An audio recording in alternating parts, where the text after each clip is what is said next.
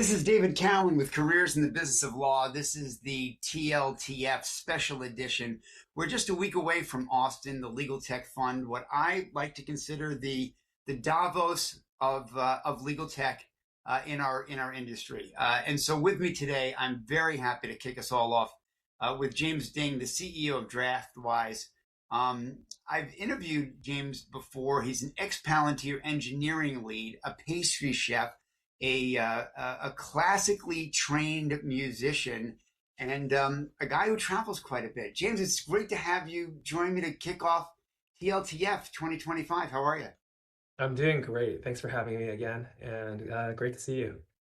It's great to see the attraction and the momentum, upward momentum of DraftWise. I think, if I remember correctly, you were really one of the first. You were a TLTF early. What do you call it? Early incubator, early. What was it back in the day when you first got started with Zach and the fund? When we met Zach many, many years ago, before there was a summit, it was one of the first conversations we had, and he gave us a lot of advice on the industry. He's someone, which should come as no surprise, but before legal tech was considered super hot and popular, he was someone who was already actively talking to CIOs of law firms, actively plugged into the scene, and really quite prescient in how it's turned out as an industry. So a lot of early conversations. Ended up doing a couple of launches at the TLTF Summit over the years, various product launches. So I think the summit itself, I love the comparison with Davos. I think it's true to the essence of it, and super pumped for this year. Yeah, I always like to say that for me, the aha moment came when I realized it was funders, the money, founders, the startup guys, and innovators, those that were looking for what's now, what's next, and how to make it work. I don't see that triangle. I don't see that intersection anywhere else. Funders, founders, and innovators. Of course, there's more than that. How do you see it? How would you describe it? I think that's right. I think oftentimes I go to conferences and make an effort to talk to existing customers, talk to them about various problems they're experiencing, success they've had with our product, and of course, try to talk to those in the industry who aren't customers yet, see if there are problems we can help them solve. Very rarely, or then sometimes I go to tech conferences and I spend a lot of time talking to prospective investors. I spoke at TechCrunch earlier this year. There was a lot more of that. System integrator partners, prospective investors, but usually it's pretty one-toned. It's usually one or the other. TLTF is really the only kind of place where ahead of the conference, you get a ton of inbound from both existing customers, prospective customers, and investors. So you're right. You really did get that kind of that mix. The aha I had last year, then I'd like to get your aha and then what you're looking forward to this year.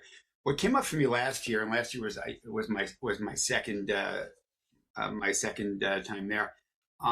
It was interesting to see how there were 20 somethings married to 40 and 50 somethings. And by that, I mean, here were these executive leaders, right, that had, 10, 20, 30 years of experience, partnered with, these startup guys. Like that didn't happen in e-discovery 2004, right?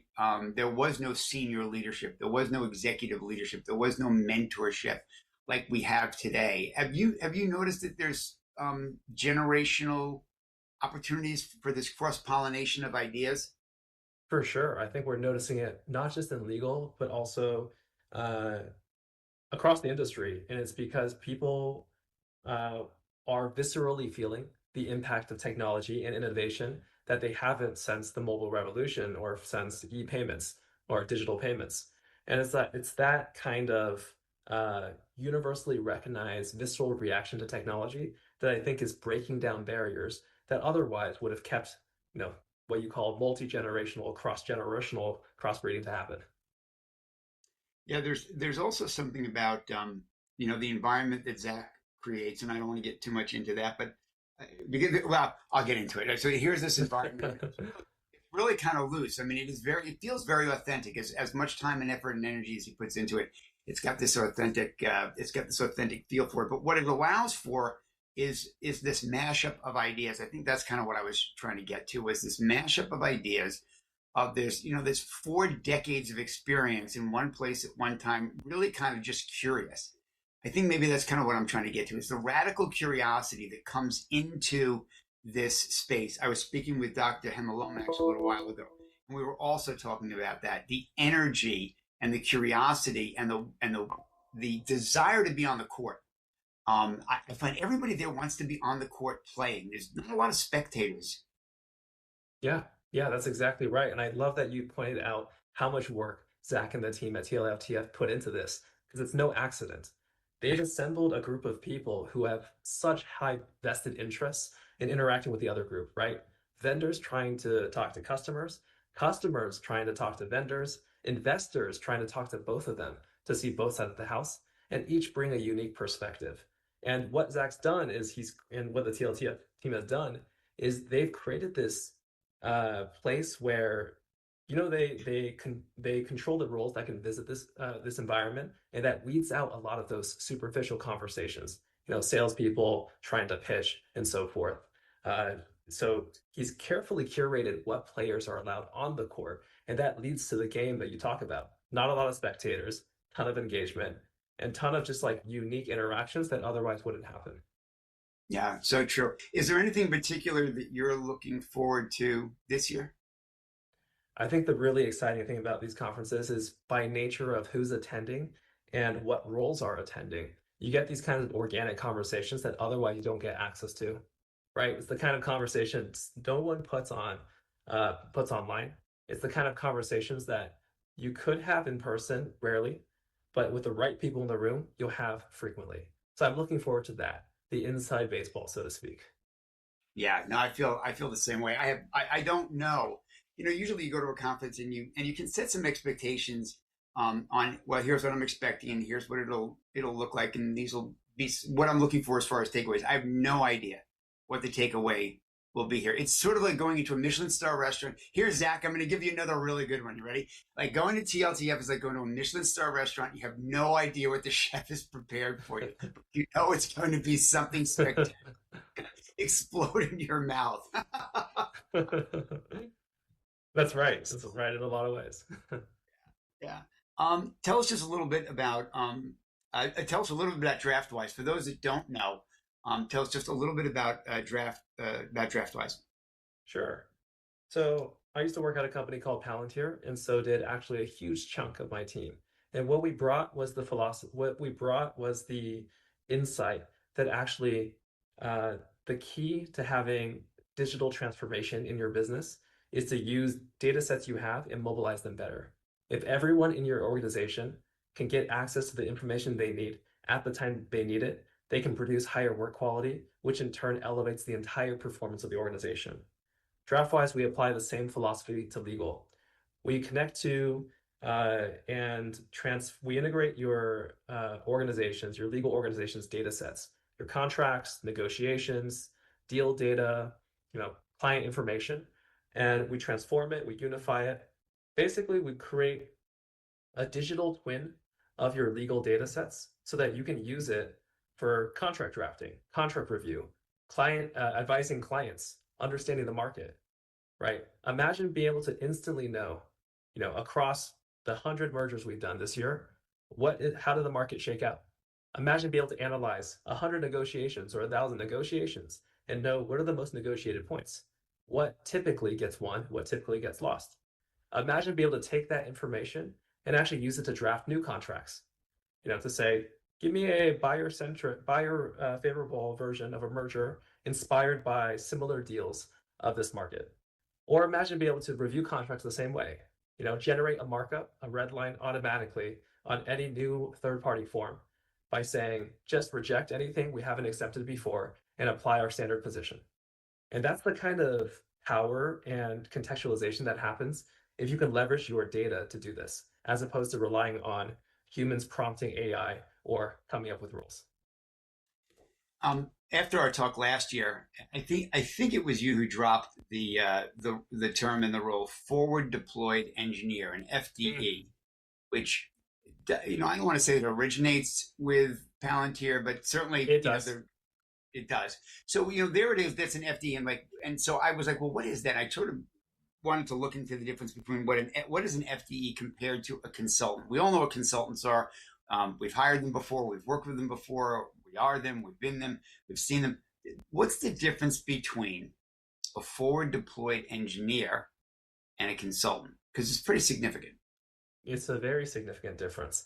And I'm not going to lie, a lot of companies will brand their professional services as forward deployed engineers as a marketing gimmick or as a way Ah, to entice investors. So that pollutes the circle anymore. I mean, prior to even a couple of years ago, forward deployed engineer was basically, uh, you know, an invisible term in the market. There were no job openings with this description outside of, say, 3, 4 companies. And now it's actually the most popular job title in a lot of new businesses.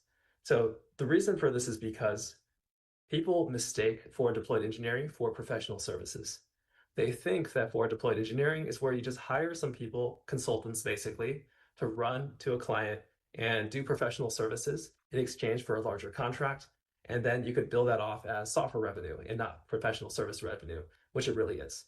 So the question has been polluted, and actually, maybe that term has been taken over to mean professional services. But the heart of what forward deployed engineering is, and what it used to mean 3, 4 years ago, is a matter of accountability. Palantir used to have this mentality. Palantir had this mentality and still has this mentality where the key is not to be everything to everyone. The key is, you can see this in Palantir's highly concentrated customer profile. Palantir has fewer customers than many legal AI companies, right? Like the number of customers that Palantir serves is very few. And to each of those customers, they do a huge amount of work. The reason for that is accountability, to take the customer's outcomes and take them on as your own. That's what forward deployed engineering means. In practical terms, what it means is doing everything in your power to serve a small customer base. It includes sometimes doing professional services in order to get something over the finish line, to enable the platform to do something greater. We subscribe to the same mentality here, and it's something we run from the beginning. I think there's a future here. I think there's a direction here. I think there's an emerging role, an evolving role, an emerging, evolving landscape. I do think whether it's called a forward deployed engineer or something else, it's important to understand the origins of that. Very much like there's an importance to understanding what OKRs are, objectives and key results, and that's different than KPIs and goals. Just nerd out with me for a minute here at the end. And if I were curious and the listeners curious about like Palantir and what do I read? There's 2, 3, 4, 5 books out there on Palantir. Of course, Alex Karp wrote his own book recently. I've got a copy right there. And remind me of the title. I'm spacing the Technical Republic, the Technological Republic. Yeah, something like that. So Alex writes, the Technological Republic, which is interesting, and it's a bit of a treatise on, collective abandonment and capitalism. That's one book. But if you wanted to know more about Palantir, what's the go-to or the 1 or 2 go-to books? Peter Thiel's 0 to 1. Okay. So you have Peter Thiel's 0 to 1. And is there a second on Palantir? I thought you might say The Philosopher in the Valley. I haven't read that one. So okay. Couldn't endorse it, but could be. Okay. In closing, people that you admire most right now in the space. DraftWise is doing great. Congratulations. I can't wait to see you in Austin. Who do you shout out to right now where you admire the leadership, you admire the character and the integrity of those behind it, and you say, hey, here's some folks to look out for that you admire in the space right now. Anybody you want to shout out to? Yeah, I think the team over at Hebbia has shown that they are extremely driven. I think that they're actually one of the ones, like DraftWise, who adopted forward deployed engineer in the right way. And surprisingly, none of their leadership team is ex-Palantir, whereas most of our leadership team is. So they've managed to do it organically. But I think that deep commitment and their drive is admirable. Fantastic. I can't wait to see you down in in Austin. Well, I guess I will ask one last question because we prepped on this a little bit, and I am curious. It was a great read. What are you reading right now? I said, what are you listening to? And you're listening to a couple of books on tape. Share with us just in closing what you're listening/reading right now. Sure. I'm reading this book called Stillness is the Key. It's a piece about how Buddhist philosophy makes its way through a lot of successful leadership stories in politics and in business. And I love it because there's aspects of it like the fact there's a quote that says, wealth of information is scarcity of attention. And I think especially for someone in my position, a leader of an organization trying to do huge things, there is such thing as having too much information, and focus is more valuable than information. It's such a great recommendation. I just ordered it on Amazon as we were sitting here and chatting. Jan, looking forward to seeing you at TLTF in Austin. Thanks for taking some time with us today. Definitely. Likewise. And thanks for having me. If you enjoyed this show, be sure to give us a like and subscribe on Apple Podcasts, Spotify, or anywhere else you get your shows. And if you want to take your career from now to next, never eat alone.